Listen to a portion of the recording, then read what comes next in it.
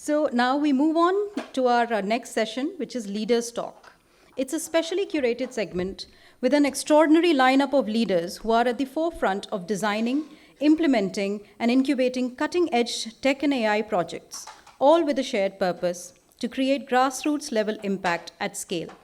Each of our participating organizations brings a unique perspective, deep expertise, and proven track record in harnessing technology and artificial intelligence for social transformation. Together, they form a powerful ecosystem where innovation meets inclusion. By combining their strengths, be it localized expertise, technological finesse, or inclusive design, they are collectively dismantling barriers and fostering change that can be seen and felt across communities. Please join me in welcoming Ms. Sapna Moudgil from NIIT Foundation. Ma'am, please come. Dr. Neeraj Agrawal from Wadhwani AI, Mr. Pankaj Tripathi from Shibulal Family Philanthropic Initiatives, and Ms. Suranjana Ghosh from Marico Innovation Foundation.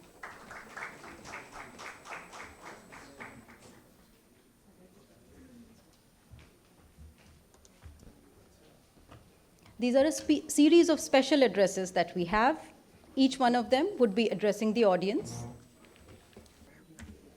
Good morning.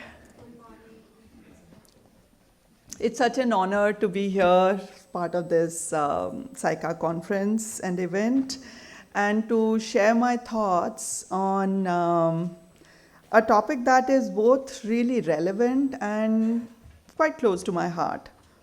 You know, the role of technology in scaling impact and ensuring transparency in social development projects and welfare schemes.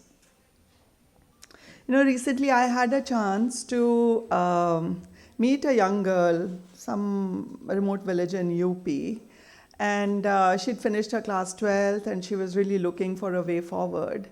And, you know, one of our programs, a digital bus, kind of rolled into her village, and she had an opportunity to learn, become digitally literate, financially literate, and pick up some IT skills. And eventually she was able to get a local job. And when we were asking her what did this solution really mean for her, she said more than the job, it was really that I felt seen. You know, I felt that somebody believed I could learn, and I believed it too. And it was really very inspiring, you know, to hear her deep thoughts, because that's really what makes it all worthwhile eventually. So at NIIT Foundation, technology has been the foundation of pretty much everything we do. And by intent, it's not an add-on, it is never an afterthought. It's really how we've always you know, functioned, how we've always envisioned the programs that we've created. And when we started work in about 2 decades ago in rural Madhya Pradesh, we quickly realized that the traditional classroom you know, model, it couldn't possibly reach, you know, millions of young people who need skilling, you know. That's when we experimented with technology, technology-enabled models.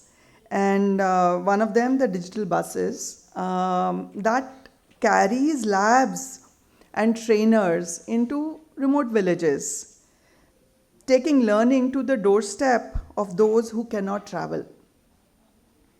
We have virtual centers that allow us to set up presence in underserved geographies without heavy investment in physical infrastructure.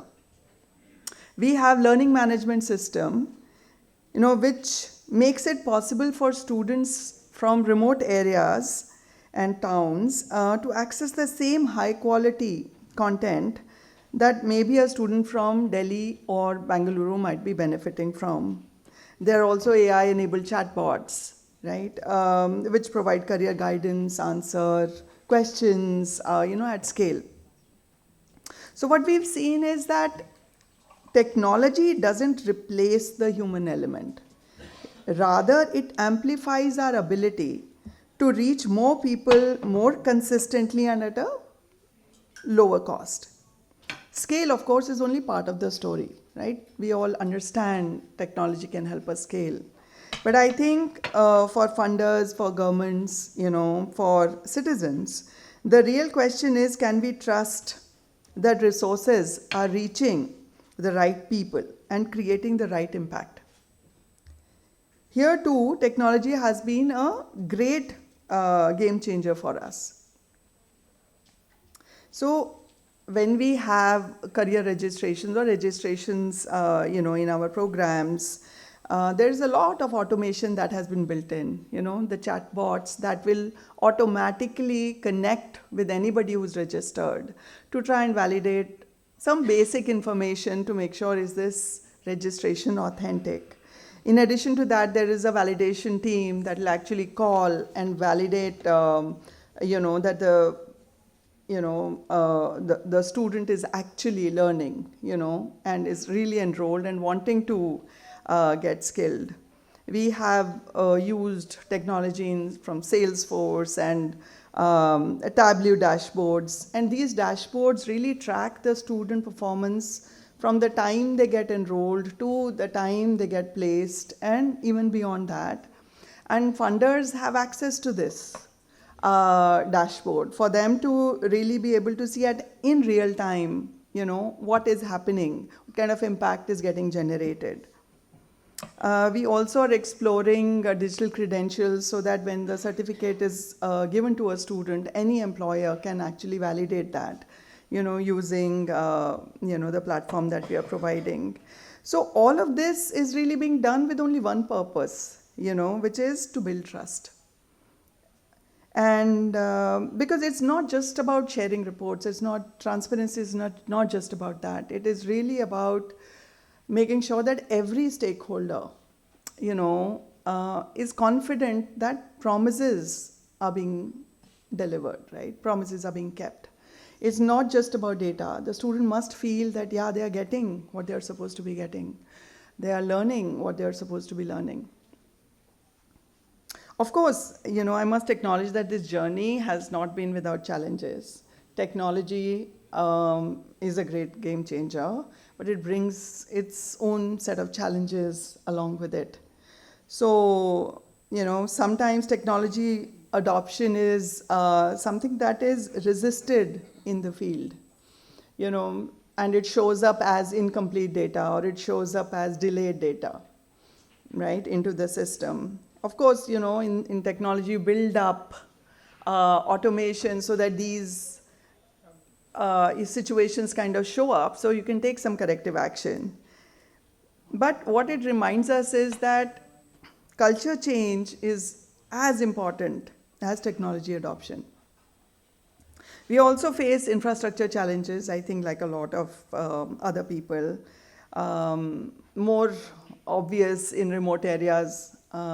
People like us in cities also experience it. So, patchy internet, lack of devices, or low digital literacy, and so in that sense, technology solutions need to be designed with these ground realities in mind, which is why our learning management system, for example, works in an offline mode, so that syncing up can happen later. It has a mobile version as well as a web version. So we've tried to kind of accommodate our practical realities as much as possible. And of course, data quality remains a constant battle. So we have multiple layers of validation, which is fine, whether it is internal audit, student calls, system checks. But maintaining accuracy requires vigilance every single day, right? And so the lesson for us in this way has been clear, that technology is powerful, but only when combined with capacity building, with strong governance, and a culture of integrity. In terms of the future possibilities, these are some of the things that we are very excited about. Artificial intelligence, of course, it is a tornado that is coming in our direction. It's not a gentle breeze. we might as well, pull up our socks and do something about it. How can we really integrate it in the way we work? And I'm really thinking it is like how smartphones came, and a lot of us, including myself, thought, oh, how is this going to really make a difference in remote villages? The kind of adoption that happened was mind-boggling. And AI is just like that. The adoption is faster than anybody could have ever imagined or predicted. And how can we really leverage that to do our work better? To make a deeper impact, to bring more transparency. Those are things that we are grappling with at our end. Of course, big data collaboration, that can allow NGOs, government and corporates to pool thoughts, pool insights, and create a national view of youth employability trends will be really important. Technology platforms that can enable interoperability so that student trained by one NGO can seamlessly move to another, other opportunities that might have been created by others. So it is really to use technology to join different systems. Then the true power of technology kind of comes up. So in terms of closing, I'd just like to say that technology is not, much as we are invested in technology is not the magic bullet, people are. But technology in the hands of committed people is how we can really scale trust, how we can scale efficiency, and how we can really create long-lasting impact. So that's really what I wanted to say. Thank you so much.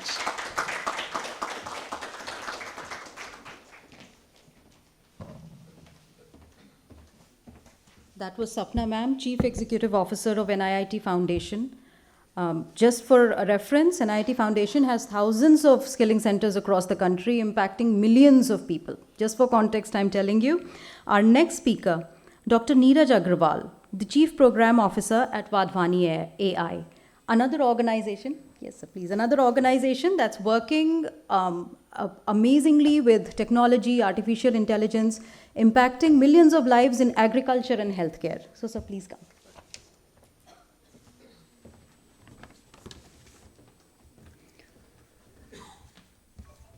Good morning, ladies and gentlemen. At the outset, I would like to thank and congratulate the organizers for creating this wonderful platform, for sharing ideas, experiences, lessons learned, and cross-learning in general.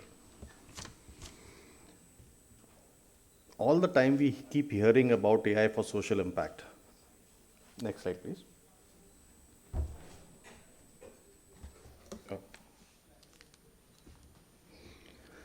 All the time we keep hearing about AI for social impact, social good. A hackathon here, a pilot deployment there, some good, very interesting, meaningful AI solutions coming up right, left, and center. But there is a subtle difference between AI for social good and AI for social impact. Creating social impact is harder. It takes a little bit more time, but it changes systems and creates the measurable changes as desired, mostly positive. This takes designing for the underserved, building trust through creating evidence and ethics, and embedding solutions into public infrastructure as they reach millions, not thousands. That's what we do at Wadhwani AI. We do not chase shiny algorithms or big applications. Our focus is on embedding AI in the very systems that people already rely on, mostly public systems and infrastructure. Why? Because that's how you create real lasting impact. When solutions are evidence-driven and designed to sustain within public infrastructure, they do not just help in the short term. They become a part of how the country solves problems. Now, these numbers tell a story of possibility. 150 million plus people reached across India is not just scale. It's proof that AI can be democratized. At Wadhwani AI, innovation means asking the question, how can intelligence be embedded in the everyday systems that serve millions? You see, AI allows us to see patterns that humans cannot, to predict outcomes much before they happen, and to deliver solutions at a scale that was unimaginable before. This helps using AI to catalyze ideas and create social impact at the last mile. Currently, we focus on 3 domains. In health, where better decisions at the front line can make positive differences in the millions of lives, even save many of them.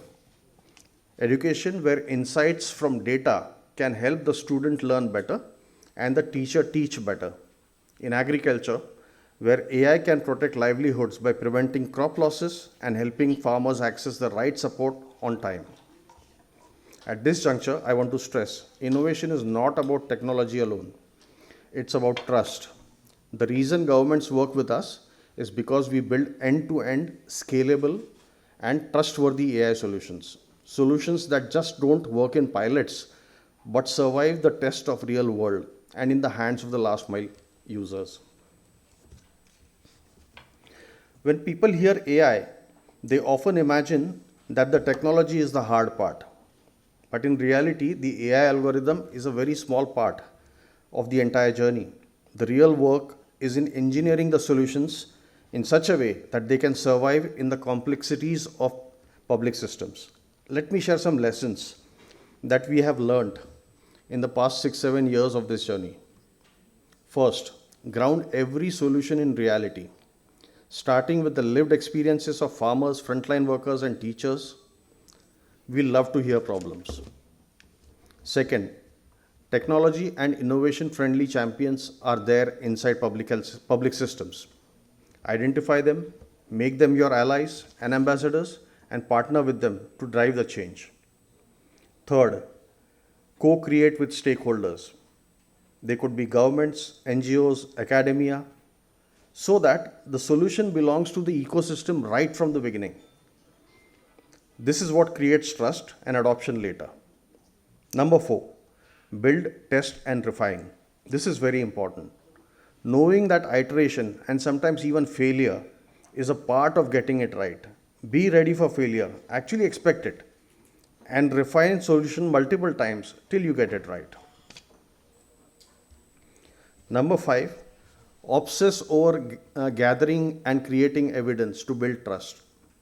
Demonstrate impact with rigorous evidence. This is critical because policymakers don't scale on faith, they scale on proof. 6, commit for a long haul. Because true systemic change doesn't happen in weeks or months, it may take years at times. And public systems require hand-holding constantly. So if we have a solution that works fantastically well in a demonstration and we hand it over to the system, do not expect that it will become sustainable. So be there in the long haul. Integrate without disrupting. It's almost like changing a heart valve when the heart is still pumping during surgery. Integrating solutions seamlessly into public systems is key, ensuring they strengthen the workflows, not disrupt them. And that is how we reach millions. This slide tries to capture what happens when we do all the things that I've been talking about.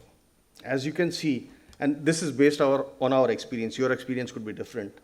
As we go towards the scale journey, the number of people impacted not only increases, but there are systemic benefits to be had. The system gears up to not just consume the innovation that we are integrating, but also becomes ready for the next and the next after that. As I mentioned, we work in 3 domains. Our solutions have reached more than 150 million people, impacting in different ways, like helping the national programs identify or detect TB cases, reduce the adverse outcomes, including mortality, increase learning outcomes of children during primary education, increase farmers' incomes, and so on and so forth. But an example I would like to talk to you about here is a clinical decision support system tool that we had developed early on. This basically helps the community health worker to navigate the patient on a proper evidence-based clinical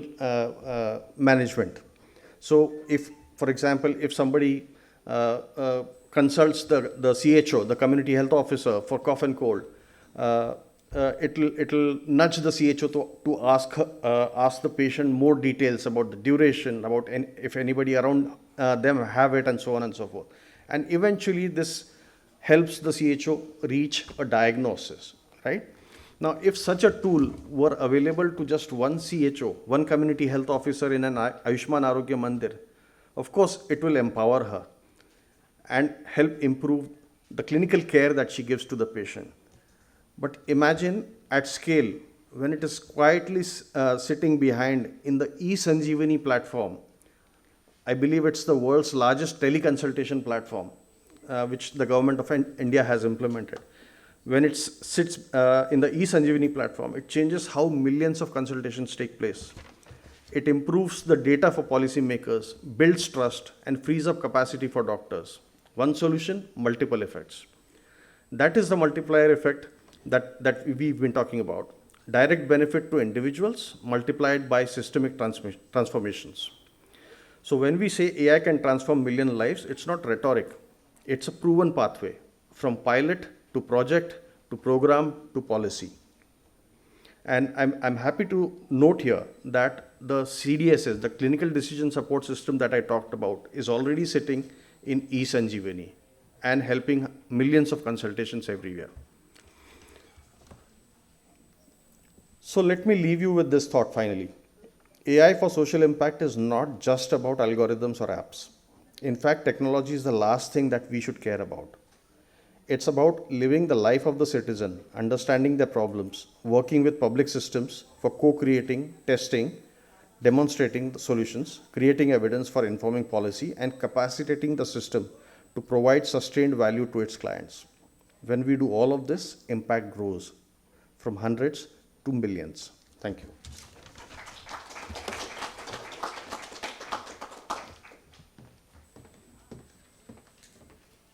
Thank you, sir. I mean, that was, there couldn't have been a more excellent example of how AI can be deployed for social impact at true scale. So now coming to our next speaker, when I was hearing Sapna ma'am's address, she said that technology is not the magic bullet, it's people. And the first person that came to my mind, there are many people who would come to my mind, but we have a speaker from Shibulal Family Philanthropic Initiatives. Shibulal sir is the co-founder of Infosys, and he is doing tremendous work through his personal philanthropic initiatives. And that was such an amazing example that when committed people are utilizing technology, and he's a technology stalwart, so wonders can take place. So to talk more about that, we have Mr. Pankaj Tripathi, the principal consultant at Shibulal Family Philanthropic Initiatives, and he was a former joint secretary at the Cabinet Secretariat at the Government of India. So please come. Can we have his presentation? Thank you. Good morning. Yeah. So first of all, I'd like to thank the organizers, the CSR Universe and M3M Foundation for organizing this event and for this opportunity.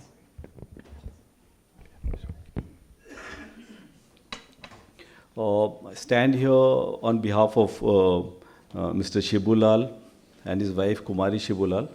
Shibu sir, as we call him in SFPI. He was, like you said, one of the co-founders of Infosys, along with Narayan Murthy sir and Mr. Neil Kenny. He was a tech stalwart, and SFPI, Shibulal Family Philanthropic Initiatives, was started in 1999, 26 years back. Started with a focus on education, which has more or less remained, but the other areas have been education and healthcare, and lately art and culture. So what I'll do is, time is also short, so I'll just like to explain, talk to you about the various programs, initiatives of SFPI, and then come to the flagship program Vidyadhan, for which there is a slide. So I'll. What? Oh, okay. This one. So initially I'll talk about the other programs of SFPI. One program is called Edumentum. Edumentum is an incubator for early stage NGOs who would like to, non-profits who would like to work in the education sector. Under Edumentum, more than 45 organizations have been incubated and supported, and it has impacted about more than 10 lakh students in 45 schools. The number of schools is very large, I think 20,000 so. Yeah. So Edumentum is one program under SFPI. The other is called Sathya. So Sathya is a program for students who would like to enter the hospitality sector. Hospitality sector and coming from economically weak families. So what Sathya does is that it kind of combines short-term skill development with hand-holding for a long period. So Sathya not only provides skilling in F&B and housekeeping, but it also kind of hand-holds the student, the person, while they enter the hotel industry. So Sathya students are now there in all the international hotel chains of which are there in India. It includes like Marriott, Le Méridien, whatever, like Hilton, and so they all come from very their family background is like an income of 2 lakh or 3 lakh per annum, something like that. The other program which is under SFPI is called Ankur. So Ankur is for the really underserved students, and it's a long-term program. And these kids are placed in schools in Bangalore, Coimbatore. It's called Samhita Academy. So these are some of the programs which are there. Then we have Vidya Rakshak. Vidya Rakshak is a program where we support children of martyrs of paramilitary forces.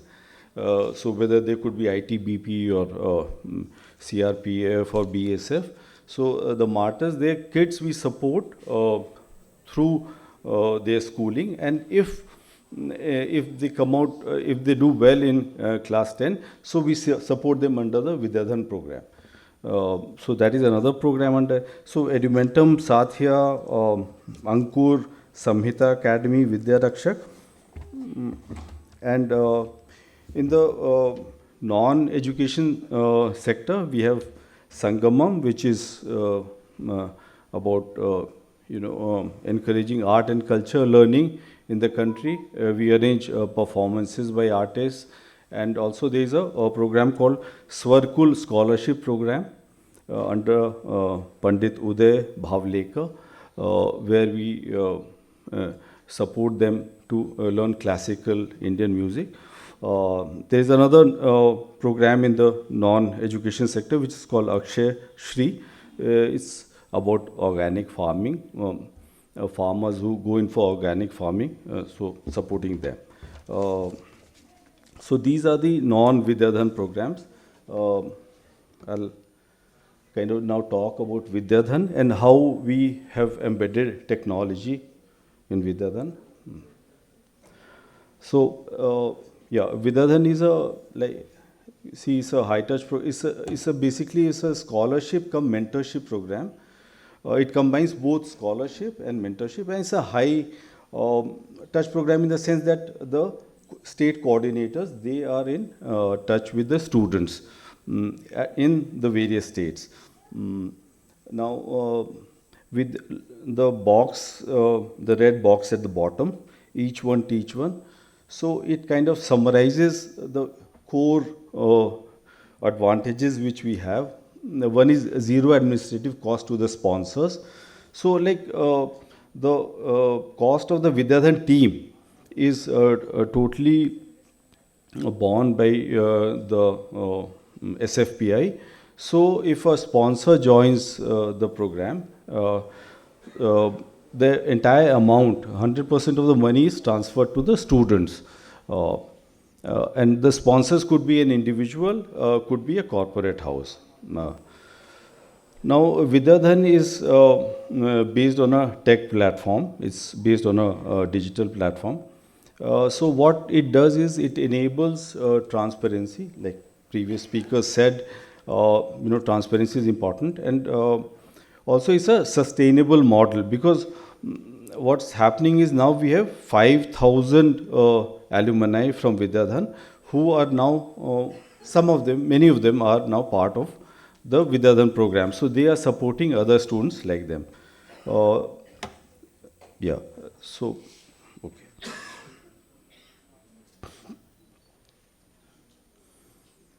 So how did we use tech? For example, during the pandemic, before pre-pandemic, we used to go to different states, select students based on a physical interview, based on a test in a classroom. But with the pandemic, the pandemic kind of didn't allow us to do that, and we were kind of pushed to innovate, and that's when we transitioned to a system of selection which was online. So we used online tests and online interviews, and here is where we used AI also, and in terms of proctoring, and this has been evolving. So initially when we had some issues with holding online interviews, tests and all, so we used AI proctoring, and we were able to see that we were able to measure the genuineness of the test or the interview. So what technology enabled us was zero disruption in terms of onboarding students. That was one. And the other thing which we had not foreseen was that the number of applicants increased because of the use of technology. And yeah, that's it. Yeah, okay. Yeah, sorry. Yeah. So these are the various ways in which we have used technology. One is the digital platform on which Vidyadhan is based. The other is a mobile-first design. So by mobile-first design, we mean that what we saw was that access to a mobile phone was much more in remote areas in rural India than access to, say, a laptop or a computer or even a bike. So because within a family, one could, relatives, friends, one could get access to. So what we did was we developed a mobile-first design which would enable testing, that is multiple choice questions and interviews on those could be held on a mobile phone. Digital platform, of course, the entire process, selection, tracking, and sponsor engagement. So then AI, this I've mentioned about AI proctored online tests. Then we created last year a sponsor dashboard. So we have a number of, because of platform, we have a number of sponsors who have plugged into the Vidyadhan ecosystem, and so we have sponsors like Hitachi, NASCOM Foundation, UST, Incred Finance. So they have all become partners in this journey because of again the ease of joining the platform.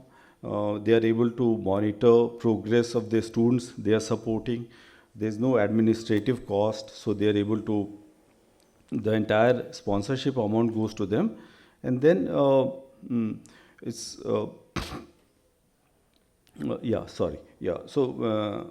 that's about the sponsors. Then about this blended learning, in the sense that with online, mentoring sessions, we were able to kind of engage a very large number of experts along different domains. So these were all advantages which we could, develop with.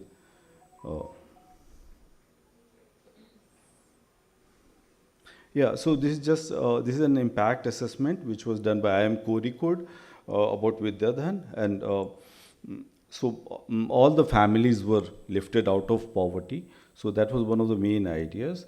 The first year salary, that was 3 times the scholarship value, and the others you can see. So where we are now, as of today, Vidyadhan scholarship program is in 22 states and UTs. We launched the program in Meghalaya and Rajasthan this year. 63,000 plus scholarships awarded. Right now there are more than 13,000 plus active students. The alumni is more than 5,000. 60% of the students onboarded are Vidyadhan scholars are female students. Almost most of them are from rural backgrounds. The dropout rate is negligible, and that is probably because of the high touch program. They are in touch with all our state coordinators, and then 98%, almost all of them are from government schools. Many of them have become role models in their villages, because, for example, from a rural area of Karnataka or from Bihar or UP, girl goes and becomes first-time graduate in a family and goes and becomes a doctor at AIMS, and she immediately becomes a role model for the other girls in her village. So that kind of transformative change we have seen in Vidyadhan. And again, because of Shibu and all, it's been based on a tech platform and developing partnerships. So these are just two testimonials. One is Aradhika, she's an Indian Foreign Service officer now. Rupa, she was a Vidyadhan scholar, and she met with an accident while she was doing her graduation, and but today she's a para Olympian. These are some of the. So I'd just like to conclude with this, that what we have seen in our experiences, that there are these 2 pillars of impact in the social sector, and one is, of course, technology, which enables scaling and transparency, and the other is partnerships. And so technology and partnerships, these are 2 pillars, and they are also interlinked, because technology enables transparency, open exchange of information, and that leads to more partners joining in, because then they can trust you. And the partners joining in, for example, Hitachi or Incred Finance, they bring in an enormous amount of their own learning, and like the previous speaker said, and technology. So kind of both are reinforcing. Thank you so much.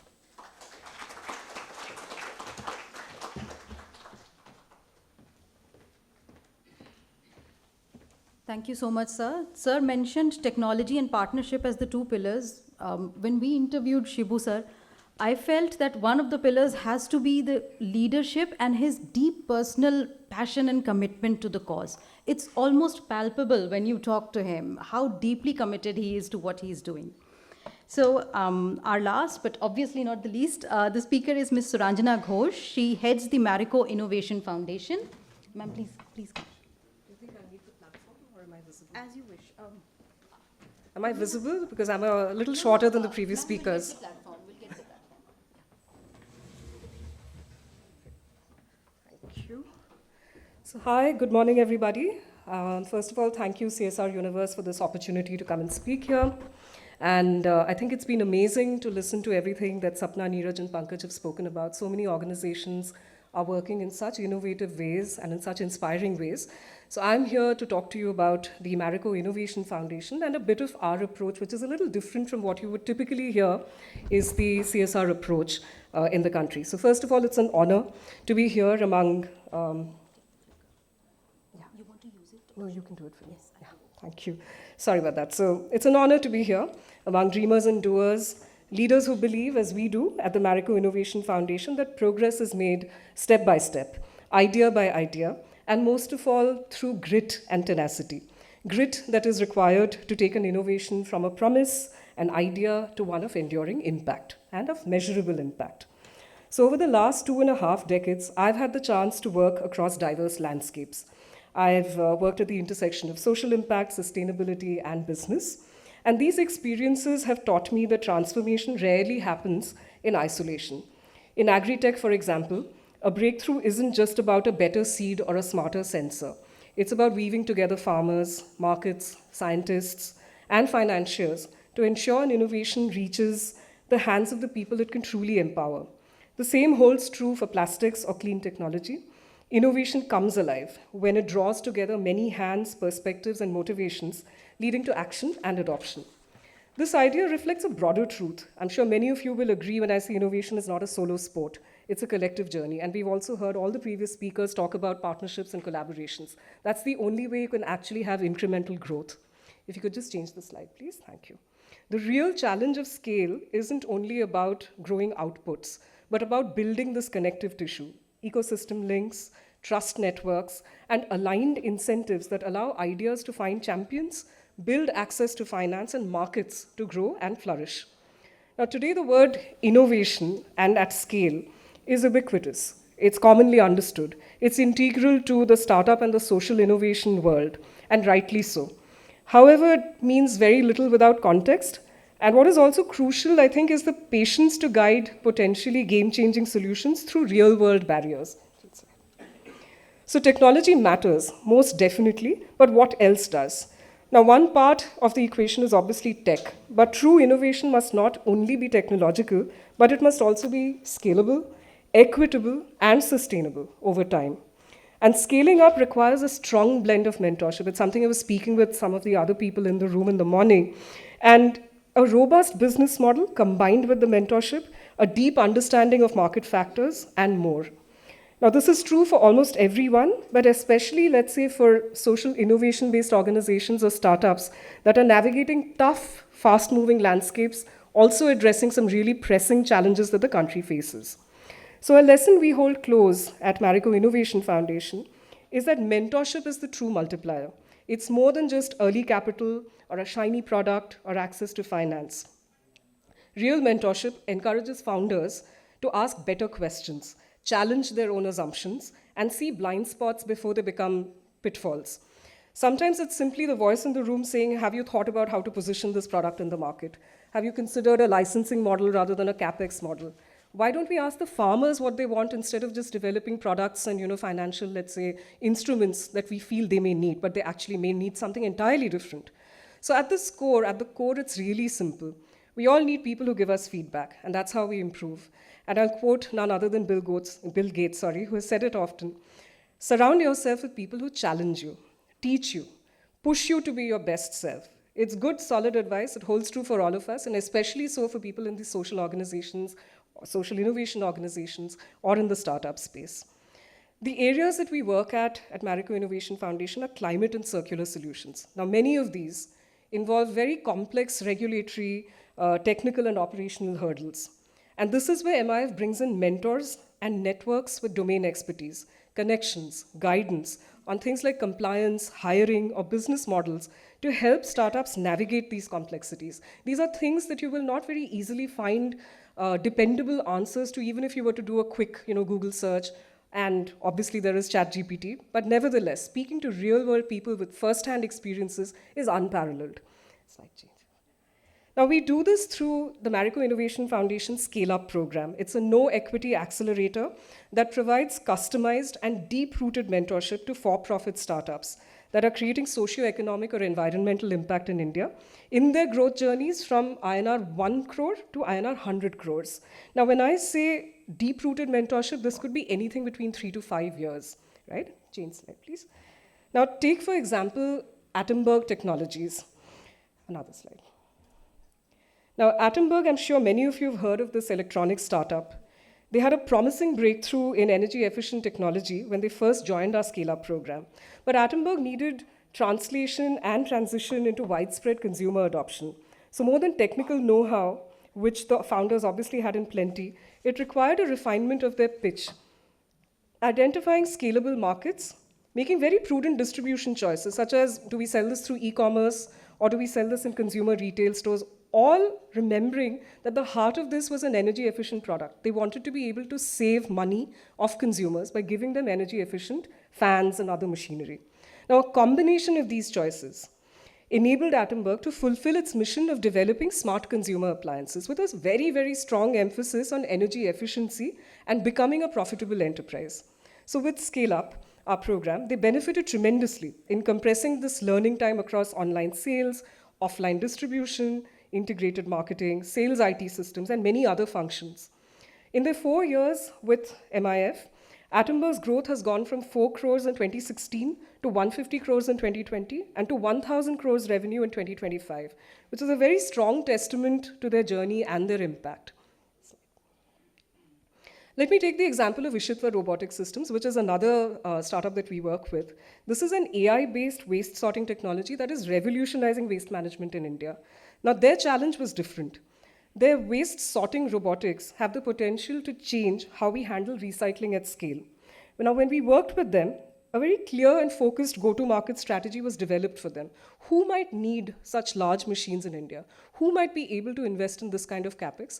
And who might be interested in being able to sort waste at the rate of, let's say, 6 tons per day, right? Which is something which is, otherwise, if it were to be done manually, this would take days, right? Now, when we worked with them, this focused go-to-market strategy was developed with the right partners as well, who provided capital, business, and visibility to support this go-to-market execution. Together, all of this, again, helped Ishitva scale up their very early revenues by 5x, which has elevated them to the next step of growth. And sometimes, as we have seen with Zero Circle, which is another startup that we work with, now they are addressing the global plastics crisis with an innovative solution. Fully bio-based, biodegradable packaging made from seaweed. Sounds unbelievable, but is actually fantastic as an innovation. Now, the hurdle, one could say, was fundamental and very daunting. That of land procurement. To scale, they needed to build a factory. To build that factory, they needed land, but the access to being able to buy that land came in the way of permissions, compliance, and a million other things, which a founder can really find very daunting. So you can have brilliant technology, a ready market, and still be held back by something as basic as permissions. So these stories serve as a reminder. Scaling innovation not only takes stamina, but it also requires a degree of agility and support that is far beyond seed funding, a grant, or a code base. That's right. Now, among all of these journeys, there have been different pathways for us at the Marico Innovation Foundation. But one truth stands out. The difference isn't just building breakthrough solutions, but building the environment, the trust, which I've heard every other speaker speak about, and the practical pathways for startups and social innovation organizations to thrive.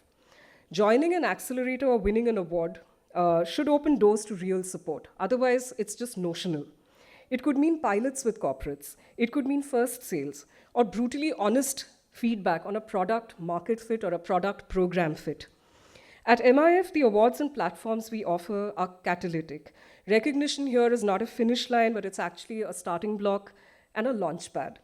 It's also important to remember that no matter how breakthrough a solution is, success does hinge on market realities or on ground realities. It is the product market fit and not necessarily only technology that pulls innovation. What do people actually need? What will help sustain a particular kind of program or product in the market? So at MIF, we believe that deep knowledge, understanding, and preparation for market fit are crucial. We track both impact and scale and business value. So we measure tons of waste diverted by the startups we work with, livelihoods generated by them, and carbon saved. From a CSR perspective, these are very, very important metrics for us to follow. We also watch for signs of business sustainability. Has a founder closed a new partnership post working with us, for example? Were they able to raise follow-on funding? or enter a new market. Now, these milestones matter as much as any other impact metric. Building a meaningful business, then, is not a marathon, but a sprint.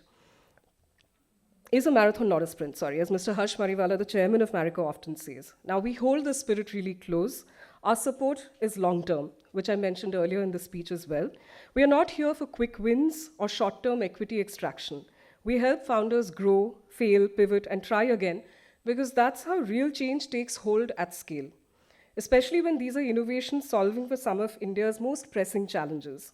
And sometimes I feel that the role of a foundation or a support organization is simply to say we are here for the long run. We are not watching the clock for a quick return or to see how you're doing at year 1, year 2, year 3. And these are the ways we can help you grow. These are the things that we're good at. And these are the things that we can, again, build support for you in. And that, to my mind, is how real lasting change can be built at scale by building these networks of mentors. And looking around this room, I see a community that is capable of more than inventions and innovations. I see the opportunity to create systems so the next set of innovators are not walking a lonely path and you're able to collaborate at scale. And I see ourselves, whether we are corporations or ecosystem partners, not as gatekeepers, but as guides and allies in this journey. The journey of innovation with impact and scale. Just one last clip. Thank you very much.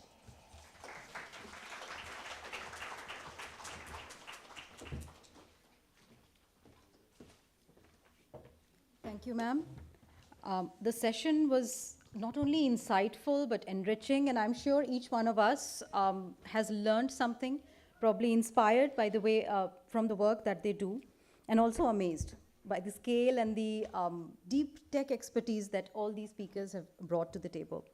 I'd invite my team for felicitations. Can we have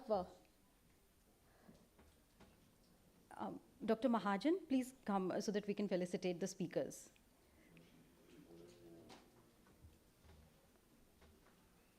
Yes. We have Ashish Jha from the CSR Universe. Please.